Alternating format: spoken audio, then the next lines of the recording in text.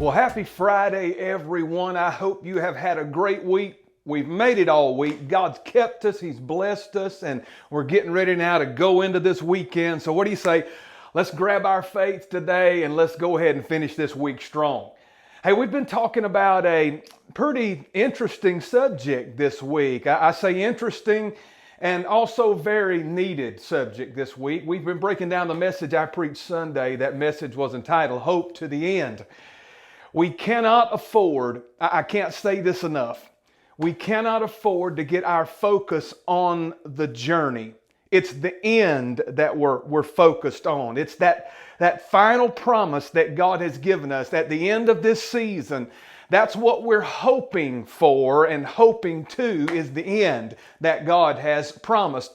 And when Jesus told the disciples to get in the boat and go to the other side, He didn't tell them a storm was coming. So they got in the boat intending to go to the other side, but as soon as the journey got difficult, these great men of God began to get fearful and afraid, and they're running to and fro and doing everything that they can. And they had forgotten the very fact that made sure that they were going to get there, and that was the beginning promise.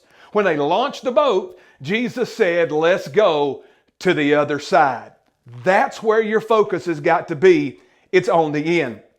The writer of Hebrews encourages the saints to hold fast to their faith and the promises of God to the end by encouraging us to follow the example of great people of faith who have gone on before us. Listen to what he said. He said, "We desire that each one of you show the same diligence to the full assurance of hope to the end, that you do not become sluggish or lazy, but imitate those who through faith and patience inherit the promise." Imitate those that have done this. "For when God made a promise to Abraham, because He could swear by no greater, He swore by Himself, saying, 'Surely I will bless you, and surely I will multiply you.'" And the next verse is it. "After Abraham patiently endured, he obtained the promise." The promise always comes after we endure the journey. And for this reason, we must learn to hope to the end, and we can do it by imitating the faith of people before us. Abraham here, he waited 25 years to get that promise that God made to him. Jacob waited 13 to go from where he was having his dream and everything he went through to get into the palace. The nation of Israel, we learned yesterday, had to wait 70 years. And let's not forget good old great-grandfather Noah, who spent the better part of 100 years building that ark before that flood finally came.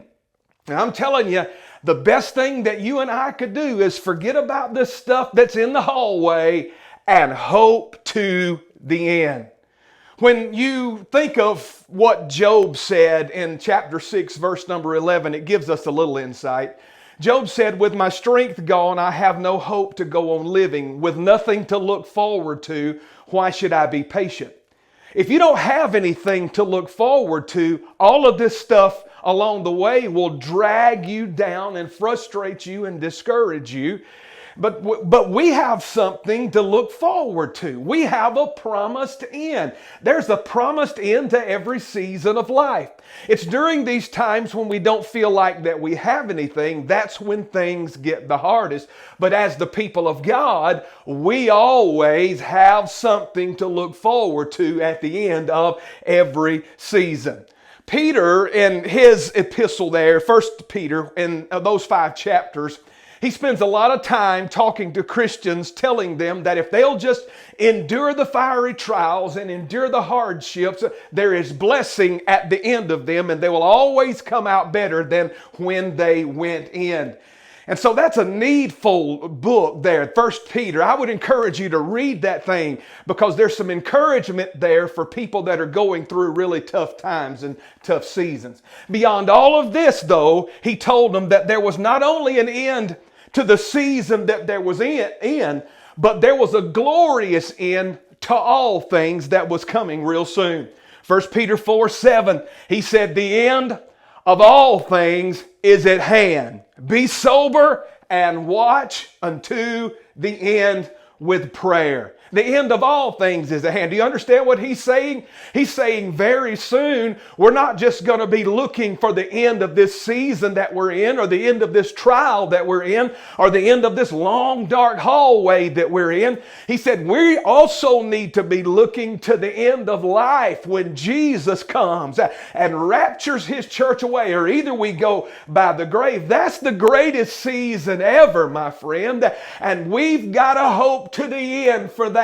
That's the only way we make it, is if we hope in this great glorious thing called the rapture of the church. That's where our hope is in today. Well, hey, look, I hope you have a great Friday and an awesome weekend. I'm looking forward to worshiping with you this Sunday. It's Mother's Day. Don't forget about your mom. We're going to have a great service this weekend. Look forward to worshiping with you. Until then, God bless you. Have a wonderful weekend. Hope to the end, friend. You never know. This could be the end as we know it, and Jesus could catch us out of here at any given moment. God bless you. Have a great day.